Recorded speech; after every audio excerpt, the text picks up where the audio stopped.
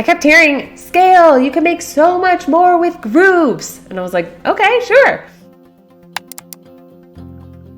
After leaving the big ESL company I started with, I realized I needed to diversify my teaching. During that time, I taught on Allschool and in a few other capacities. But one of the best parts about teaching on Allschool was my super consistent group class and the seemingly endless amount of one-on-one students who continued to enroll in my English tutoring classes. A lot has changed over the past 2 years, and I'm ready to give up my group classes on Allschool.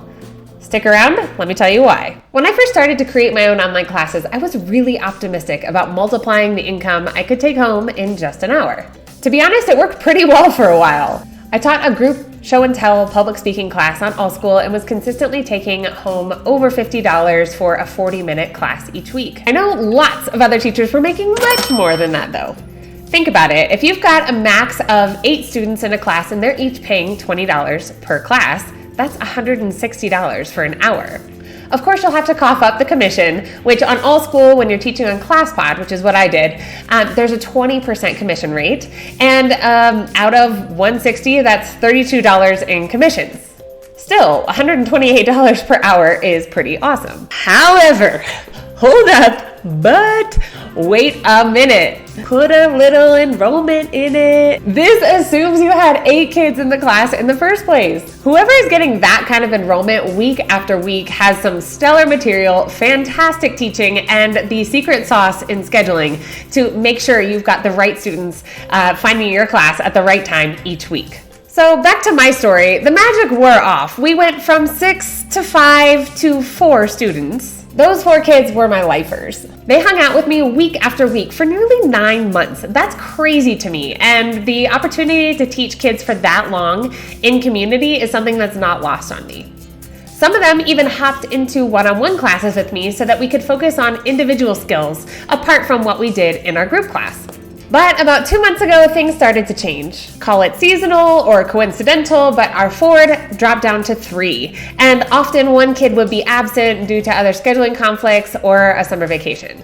It was cool, but definitely not the income I expected from this class period. So what to do?